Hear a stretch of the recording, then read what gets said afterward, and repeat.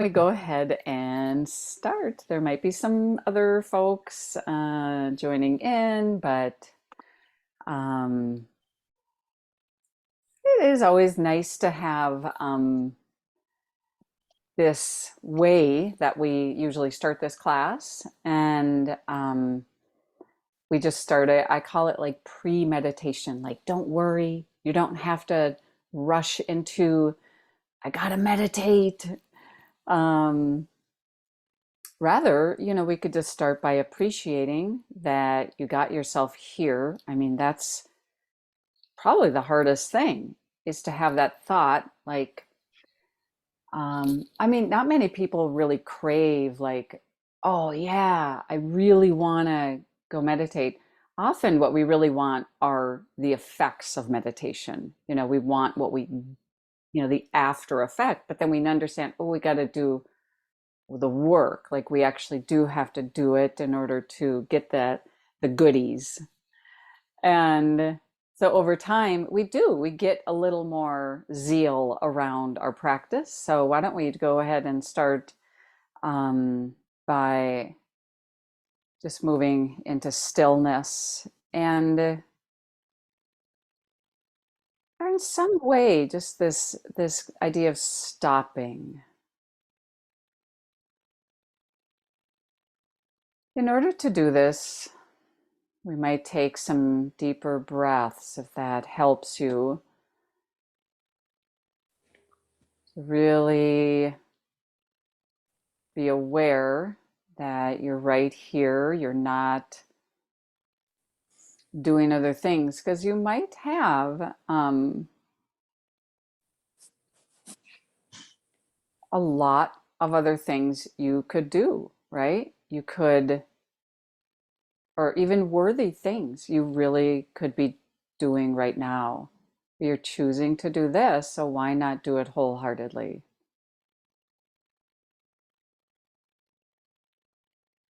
Somehow it's like we kind of put out our feelers, like, what does it feel like to be right here?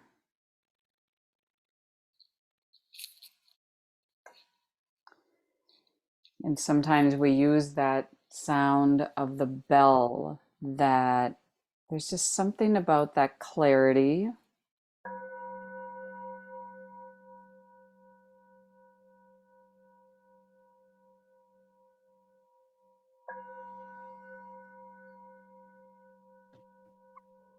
It says it's time to bring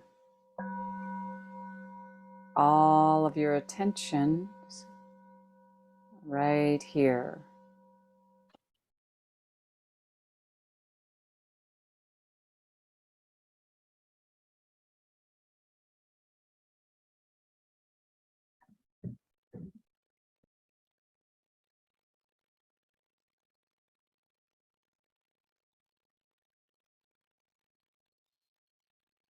There might be a felt sense of then just a relaxing.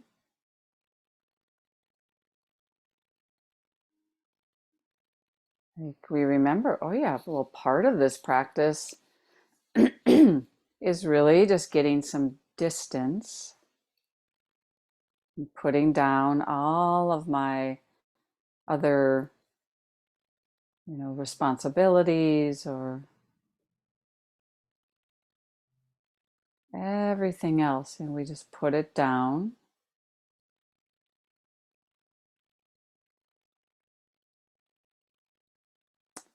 You might notice there's lots of unresolved stuff in your life.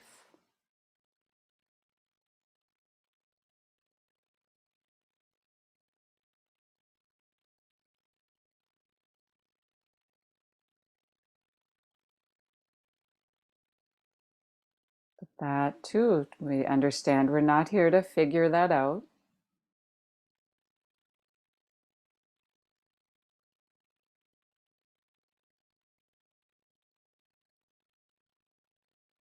It's a feeling of grounding.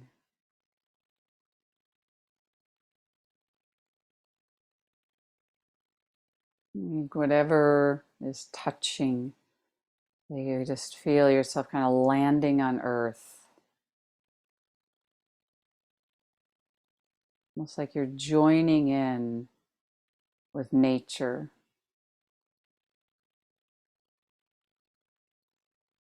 not separate.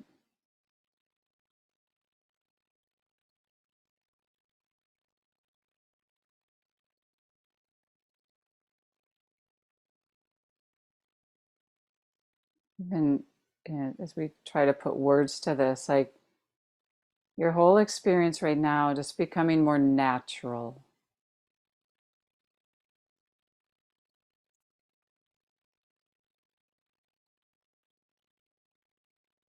Just breathing and being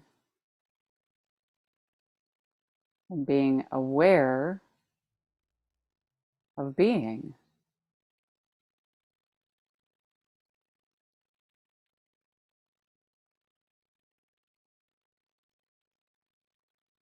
There's this quality too of like uprightness, or you can feel your own presence.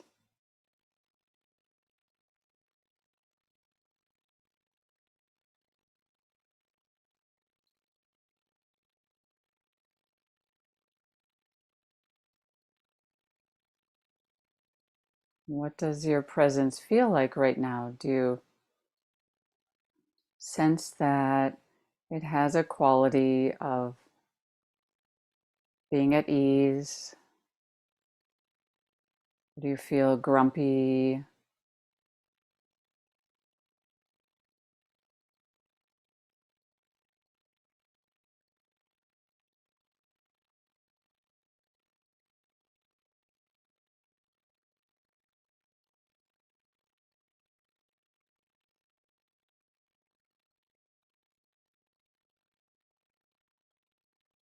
We notice what it feels like right now in your personal world.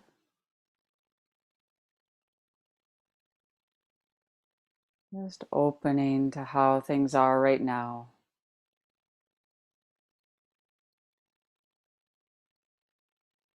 And this takes practice. This, can I just be with my body, be with my life just as it is, be with this world as it is.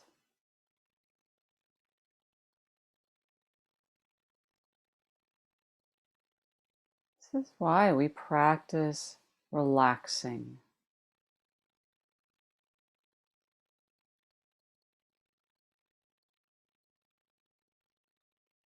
Free yourself of tension, even if it's just that, like bring awareness to your lips and just let your lips be soft.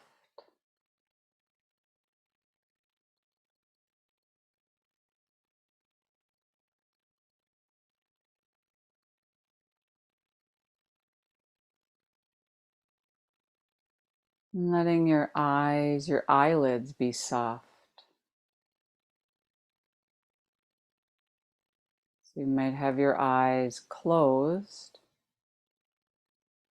Like even if the eyes are open, you're not distracted by anything you're seeing. Because you're feeling, like just start to feel your whole body. I think you're giving the body time to settle in.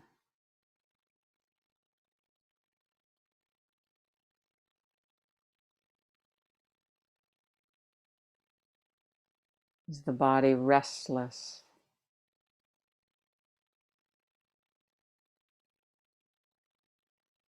And you would notice like, oh wow, this is really, this is what it feels like to feel restless, but I'm just gonna be Still, you might take some deeper breaths. You can always choose this deeper breath can sometimes help the settling in,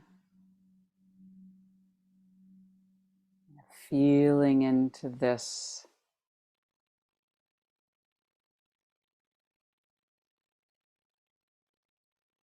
experience of being.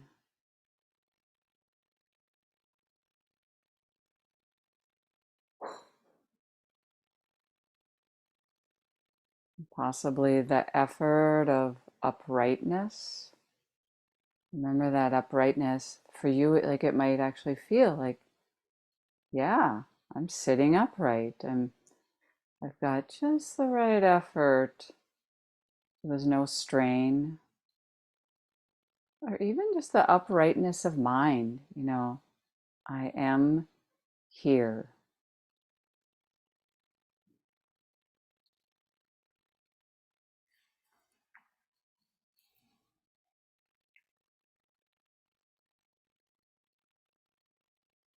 All of us are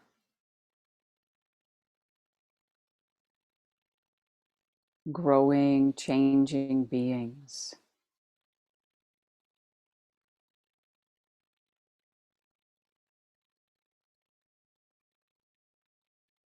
Like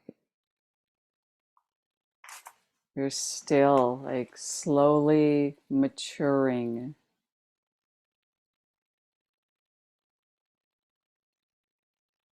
And in some way, we really are constantly practicing taking care of ourselves.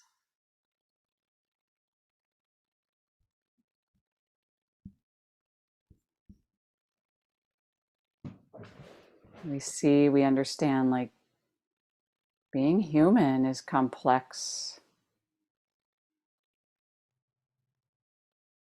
and these stressors in life seem relentless. And that this simple stopping, just feeling and breathing is an act of self compassion, giving yourself a break.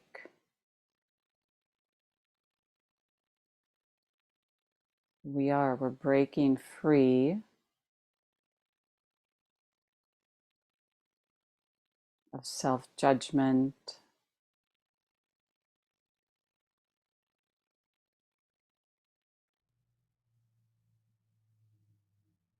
self criticizing, and we're just being with body as it is, mind as it is.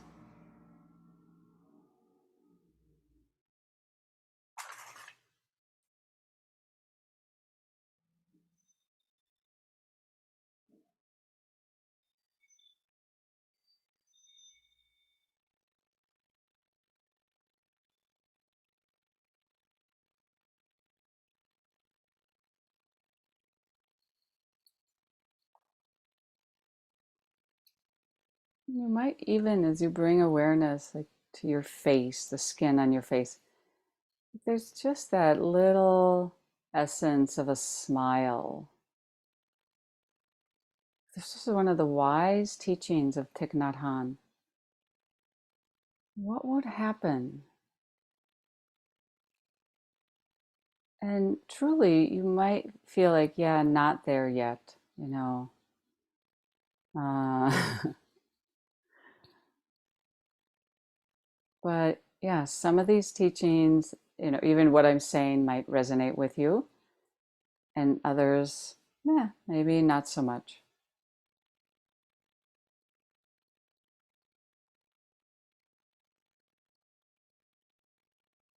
Aware of your belly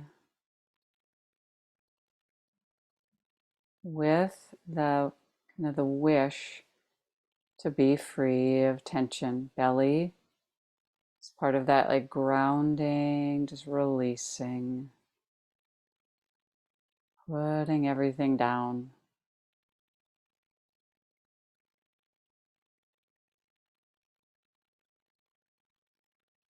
Mind is bright.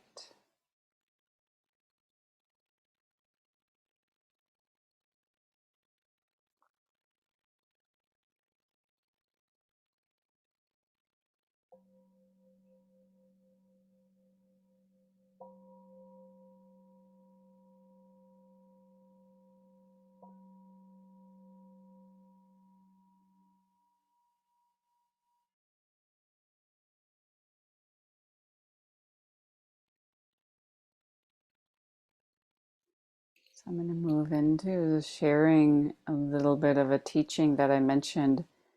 It feels like a long time ago in June. And this is some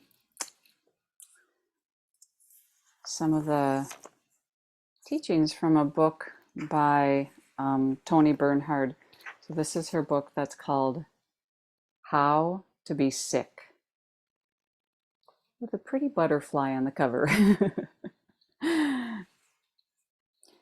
The subtitle is A Buddhist-Inspired Guide for the Chronically Ill and Their Caregivers. So, Toni Bernhard, the author, in a way, what this is really is how one person living with a chronic illness applied these teachings that we are learning. And I just like to point that out. The book is, of course, from her direct experience. So it is from, yeah, just this kind of her story. And I'm going to start with how she starts. I'm just going to read right from the preface. She says, in May of 2001, I got sick and never recovered. The summer of 2008 marked my 7th year of living with my chronic illness. One night that summer, at about 10 p.m., my husband came into our bedroom and joined me on the bed that had become my home. By 10 p.m., I'm in what we call stun gun state, as if I've been hit with a taser, meaning it's often hard for me to move my body and do anything other than stare blankly into space. I greeted him with, I wish I weren't sick. Toni replied, I wish you weren't sick.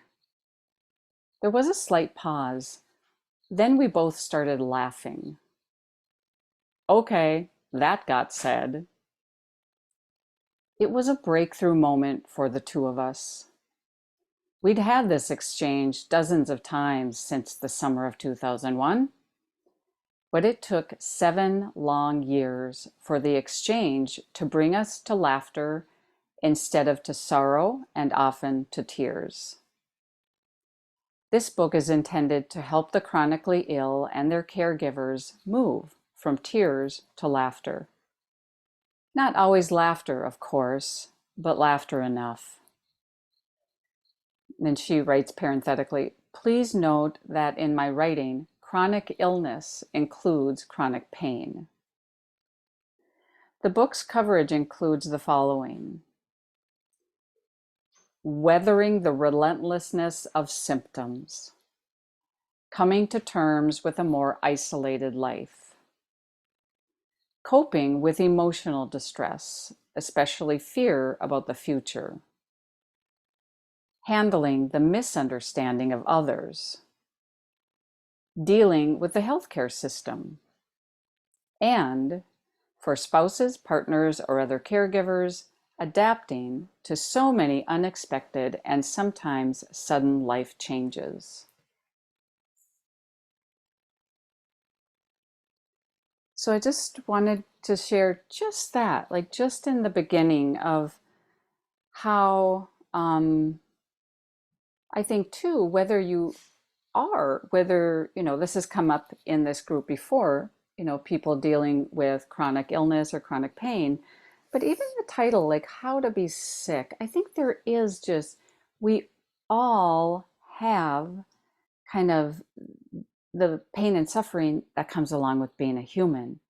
So even I found reading this book was very, very beneficial, or it can also just help us to understand people around us who we might meet or be involved in our lives, who have a chronic illness, um, or maybe in the future, this, as we get older, these things can happen, slowly or suddenly, that we find ourselves, having to be with someone, or that someone might be ourselves, with a chronic illness. Um, so one phrase that Jenny and I often use in this class, and I did earlier, is this phrase, "This is how it is now."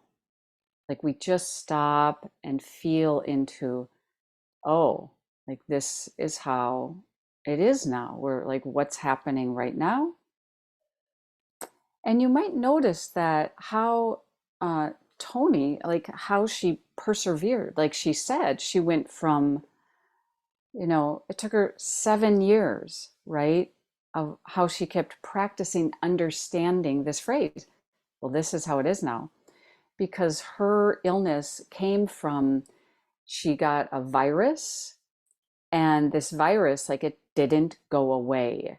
And it kind of left her in this just chronic state.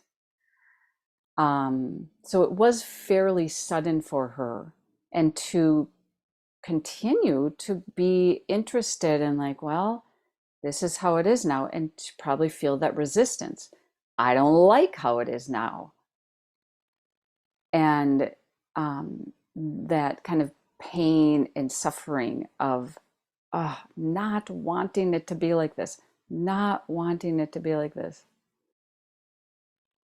So when we all play with that phrase, "This is how it is now," that first of all, this involves just seeing clearly, no filters. Like for Tony, she might notice, like, well, I have no energy. Like every morning she would wake up, oh my word, I still have no energy. I can't get out of bed. And, especially with it being really sudden, how things, like, I would usually just get up, get out of bed. I can't. Um, so the next step, we notice, well, this is how it is now. Clearly, like, I I don't have this energy. But the second step here is how we're relating to this. So the truth is that I have no energy. So how am I going to relate to that? And that is what these teachings are all about, of like how we relate to what is happening right now. I remember a teacher, Ajahn Chah, who said, in a nutshell, what the Buddha taught was the appropriate response. So we see how things are, and then we can keep the heart and mind open, like, well, then what would be appropriate to how to respond to this? Or I would even call this like a wise response. And then when we really train, it's a very effortless, wise response. And this takes, keep in mind, it took her 7 years, to get to this point where you could say, ah, like, this is how it is now. I really wish I wasn't sick, but then laughing about it. Like, but this is how it is, and to remain like lighthearted around your situation. Even knowing, like, and she, gets into this in the book, like one day she realized, I might never get well, and just letting it be. Well, and can I be with that? Can I um, have the appropriate response to that is a possibility. So when Jenny and I ask you to explore, like, this is how it is now, we know, it's like we also know that this takes time and perseverance to actually respond with wisdom. And I just think of even this class or how we've been, you know, doing this work together for a year and a half. So it really is. It's like um, I think a really beautiful teaching. Like, oh yeah, this takes time, but I'm going to persevere and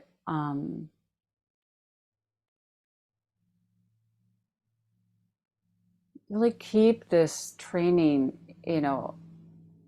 uh, or a quality of compassion and deep understanding. Like this takes a while to um,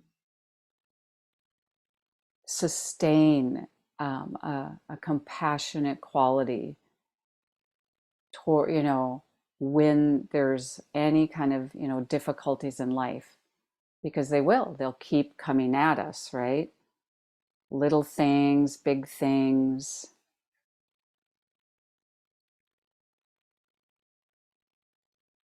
So as we practice now, we'll just move into our meditation practice.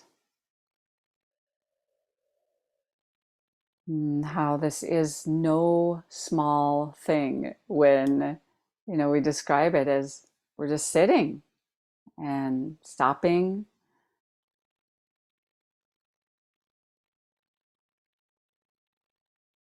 But it is this, really beautiful practice of being with things just as they are.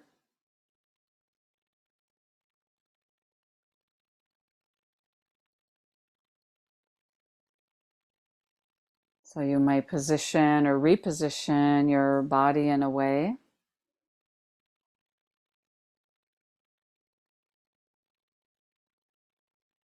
taking in even the sound of the bell.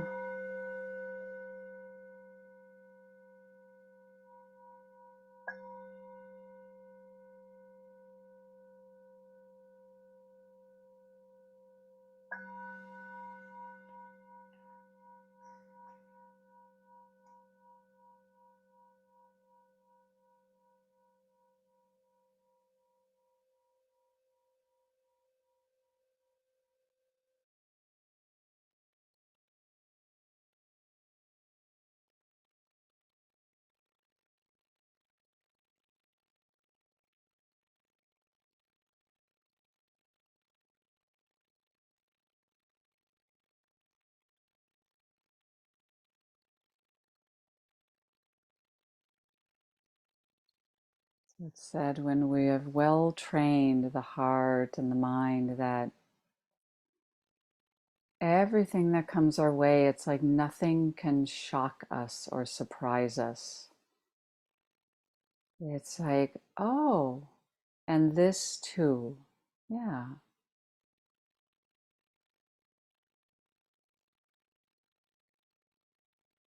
And the heart mind stays calm,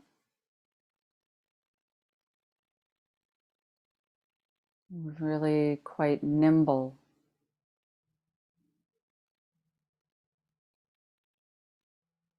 Like you're telling yourself, you know what, honey, I'm just going to stay here. I'm going to stay with you.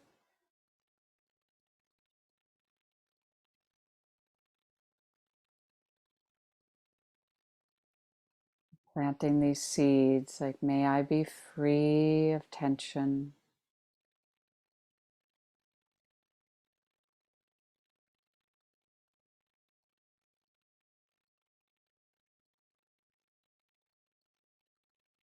So, how is it right now? Mm.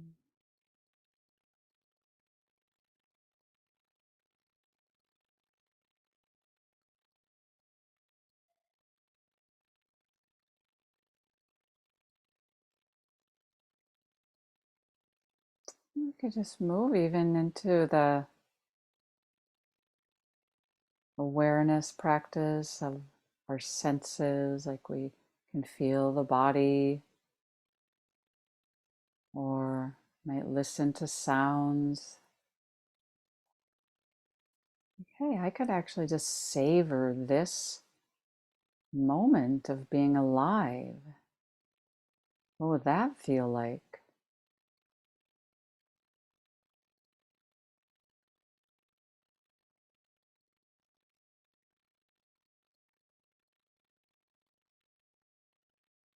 When we're savoring this moment, the opposite of being distracted.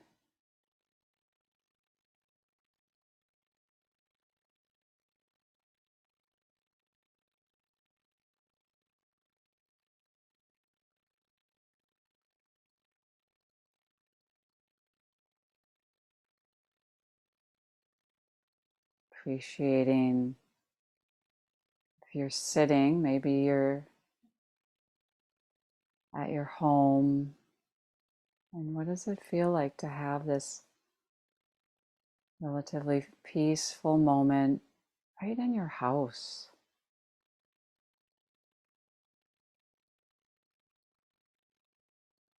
Like you've brought peace into your own home.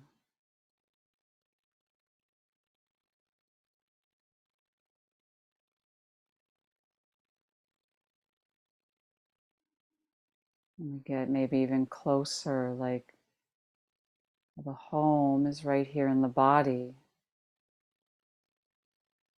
Bringing peace into my experience.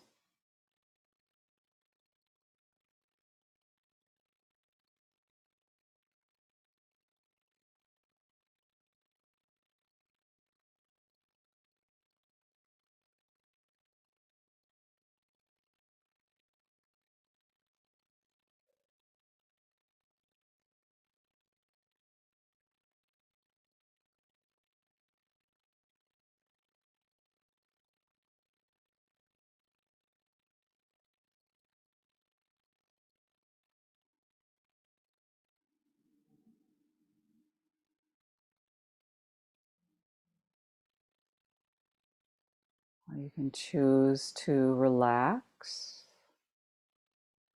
and kind of at the same time that choosing this kind of upright, alert quality.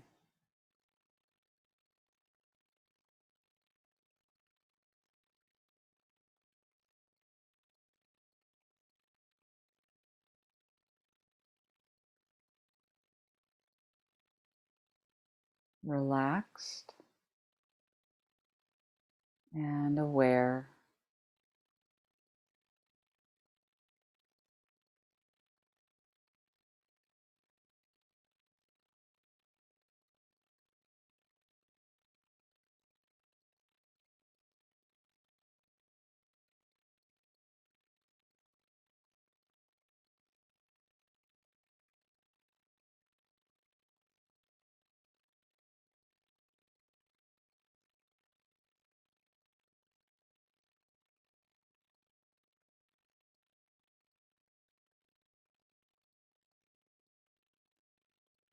Sustaining this, you might notice a repetition like, oh, I could relax again.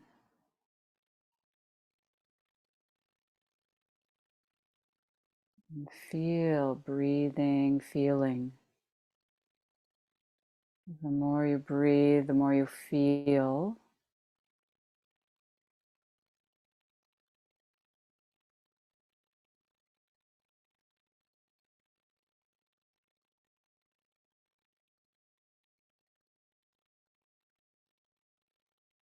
So even though it appears that you're relatively still, you might notice like all of the movement in the body.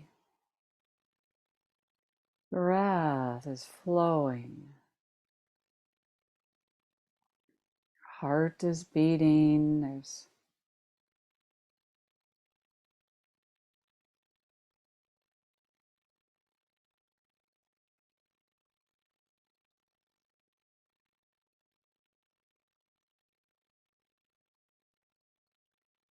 all sorts of little rivers flowing through the body.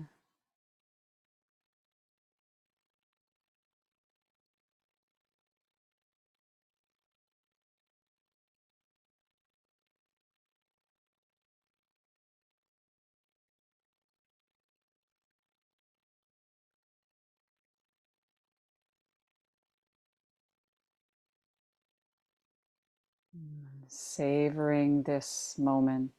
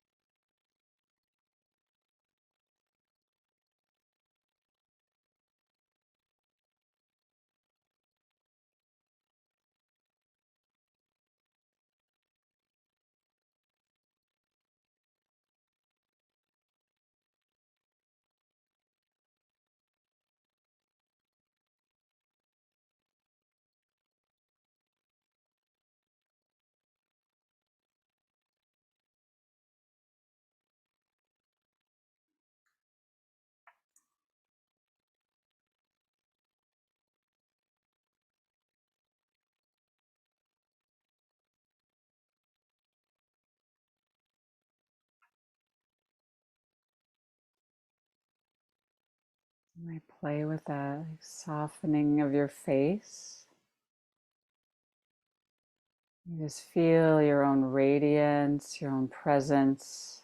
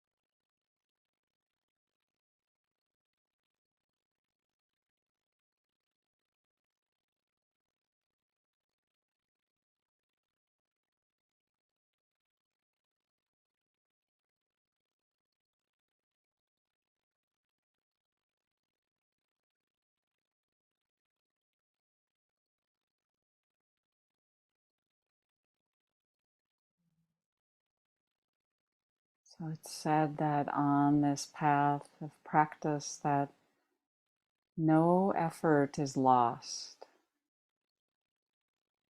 Every time you bring awareness back to the body or back to the present experience, like it matters.